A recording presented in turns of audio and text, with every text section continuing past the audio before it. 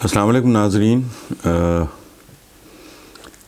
آج کل یہ سوال زبان زد عام ہے کہ کیا پاکستان میں لاک ڈاؤن ہونا چاہیے؟ اس کا جواب بہت سادہ ہے.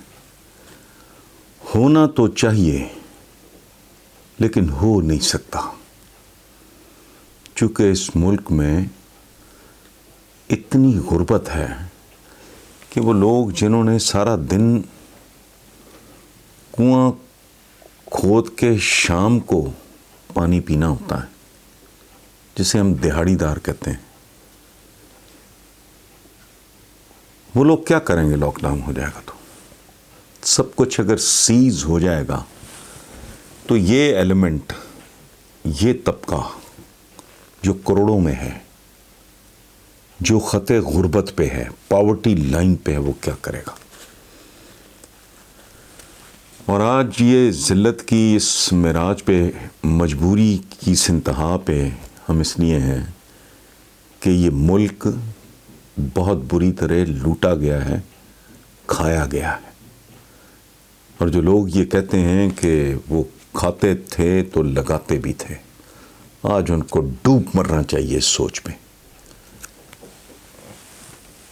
ایک بات ہے، ایک بنیادی طور پہ ہندی کا محاورہ ہے کہ جب باڑ کھیت کو کھانے لگے تو کھیت کا اللہ ہی حافظ ہے، اور جب حکمران ملکوں کو لوٹنے لگے تو ملکوں کا بھی اللہ ہی حافظ ہے. بنیادی بات جو میں عرض کرنے کی کوشش کر رہا ہوں کہ لاک ڈاؤن ہونا چاہیے، ہو سکتا نہیں. ہماری کنڈیشنز اس طرح کی ہیں، اس طرح کی کر دی گئی ہیں کہ یہ انتہائی ضروری. یہ بالکل ایسا ہی ہے کہ کیا کسی کو بھوک سے مرنا چاہیے؟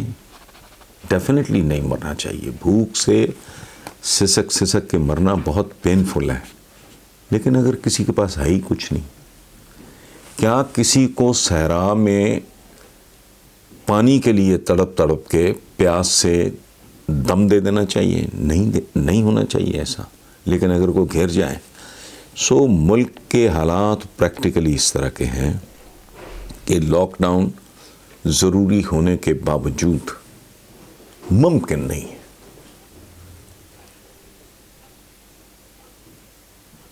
پاکستان ایک وبا، ایک قدرتی آفت کی زد میں ہے.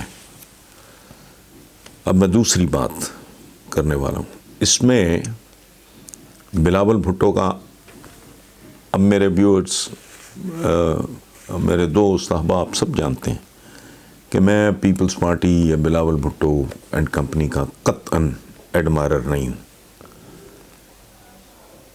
لیکن ان حالات میں بلاول بھٹو کا رویہ اتنا میچور، اتنا متوازن اور اتنا خوبصورت ہے کہ غیر مشروط طور پہ اسے داد دینے کو دل کرتا ہے. یہ جیسے بھی ہیں، اور 1001 عیب ہوگا، but basically they are political people اور وطن دوست لوگ ہیں. عوام کے لیے بھلے انہوں نے کوئی بہت بڑی توپ نہ چلائی ہو، لیکن اس کے نانا کو قائد عوام کہا جاتا تھا. اس بات کی انہوں نے لاج رکھی اور کہا کہ ہمارا بھی پرائم منسٹر ہے عمران خان، تو ہم غیر مشروط طور پہ اس کو سپورٹ کرتے ہیں. اور دوسری طرف مسلم لیگ نون، کمال ہے ویسے. مسلم لیگ تو صرف مسلم لیگ ہی ہوتی ہے، یہ نون کہاں سے آ گیا؟ ان کا کوئی ایسا رد عمل نہیں.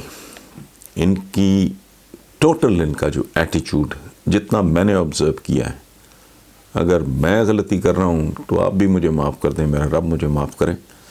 میں اس معاملے میں تو سوال ہی نہیں پیدا ہوتا کوئی ڈنڈی مارنے کا. اور فار دیٹ میٹر کسی بھی معاملے میں میرا کسی کے ساتھ کوئی تعلق نہیں.